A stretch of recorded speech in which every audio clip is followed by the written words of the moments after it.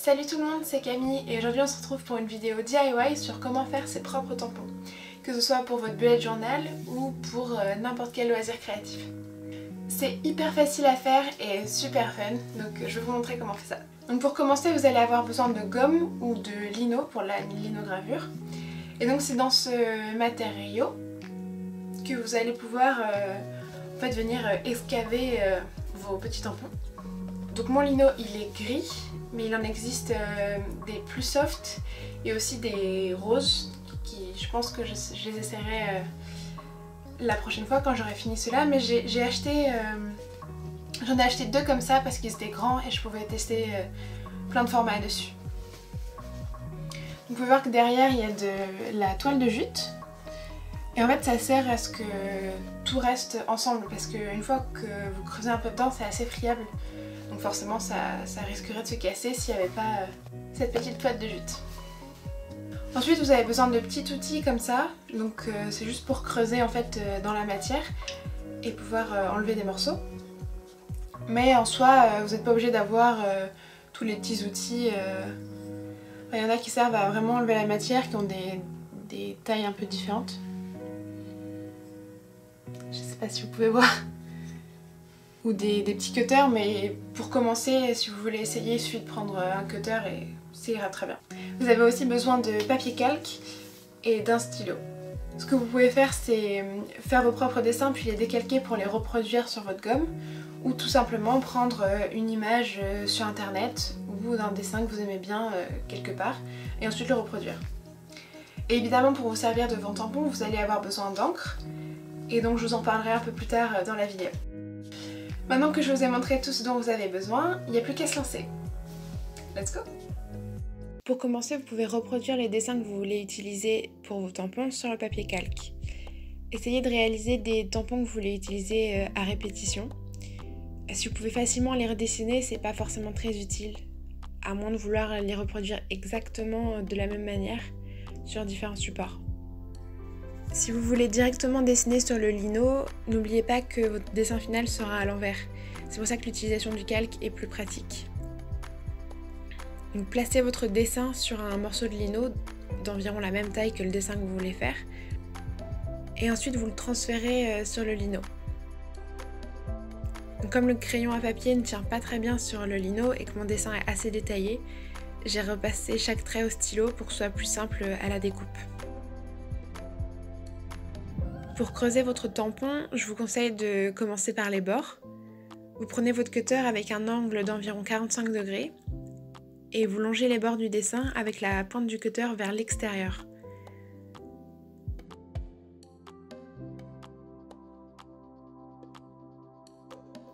Une fois que vous avez fait tout le tour, vous pouvez faire le chemin inverse, cette fois-ci à quelques millimètres du bord, avec la pointe du cutter vers l'intérieur.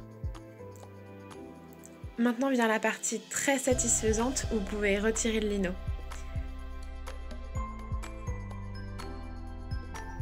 Vous pouvez ensuite avec un outil à tête plate retirer les parties qui ne font pas justement partie du dessin, pour ensuite venir découper les bords au cutter.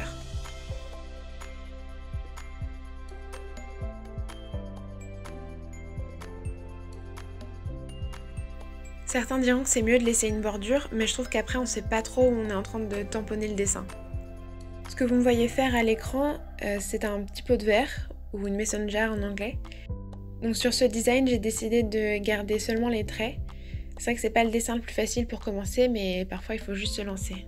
Je voulais vous montrer un autre tampon que j'ai réalisé, qui est un peu à l'opposé du pot de verre.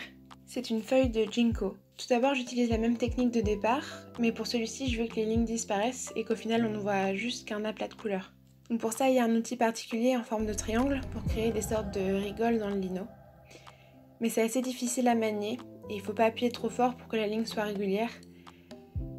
Du coup, je préfère utiliser encore une fois le cutter.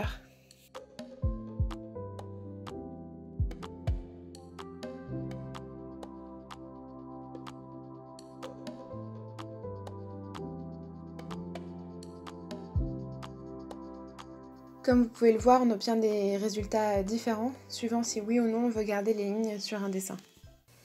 Et donc vous pouvez obtenir des petits tampons comme ça. Et pour être honnête, j'en ai fait vraiment beaucoup. c'est hyper addictif. C'est hyper cool de pouvoir faire des formes à l'infini. Et surtout si vous voulez reproduire le même motif souvent. Pour faire des fonds de cartes ou décorer un sac ou plein de choses. Ça vous évite de tout refaire à la main et puis ça va super vite. Il suffit juste de mettre de l'encre dessus et ensuite de tamponner et c'est vite fait. Et maintenant c'est le moment de tester vos tout nouveaux tampons et vérifier que vous n'avez pas de modifications à faire. Je me suis rendu compte que même en appuyant très fort, l'impression n'était pas parfaite. Alors inspecteur Camille a mené l'enquête. Je me suis d'abord demandé si c'était pas à cause du grain du papier. J'ai donc testé sur du papier plus fin et même du carton, mais j'ai obtenu exactement le même résultat. Ensuite, je me suis dit que c'était peut-être dû à la couleur de l'encre, comme j'utilise beaucoup le marron dans mon journal. Mais pareil, il n'y a eu aucun changement. Pas découragée pour autant, j'ai testé d'autres tampons et une technique que je trouve très intéressante, qui est de faire un aplat avec une forme, donc ici une feuille, et avec un tampon d'exactement la même forme, mais avec juste les contours, je suis repassée par-dessus avec une encre différente. Je n'ai pas arrêté mon enquête pour autant, puisque je suis allée acheter de nouvelles encres pour en avoir le cœur net. Et rebelote, l'impression n'est toujours pas parfaite. Verdict, c'est l'Ino que j'utilise qui donne cet effet. Donc pour la prochaine fois, il faudra en changer. Mais c'est pas grave. Les couleurs sont très belles et puis l'impression imparfaite donne un côté vintage et un peu fait maison qui est aussi très intéressant. Le dernier tampon que j'ai utilisé est divisé en 3, ce qui permet d'avoir des couleurs différentes à chaque fois. Vous pouvez donc créer aussi bien des citrons que des oranges ou même des pamplemousses. Pour finir, je voulais vous montrer un projet que vous pouvez réaliser avec vos tampons. Ici, j'ai utilisé les feuilles de ginkgo que j'ai réalisées, mélangées avec des tampons transparents que j'avais déjà. Le tout sur du papier marron recyclé que je vous ai déjà montré en vidéo.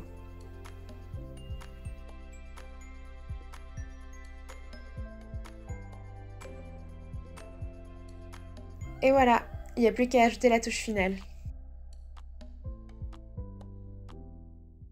J'espère que cette petite vidéo sur comment faire vos propres tampons vous a plu et que ça vous a donné envie d'essayer vous-même. Même si en vrai ça va vous prendre toute votre vie parce que c'est super trop addictif. Si cette vidéo vous a plu, n'hésitez pas à mettre un petit like, ça fait toujours plaisir, ou même à vous abonner. Et moi je vous retrouve dans la prochaine vidéo. Bye bye!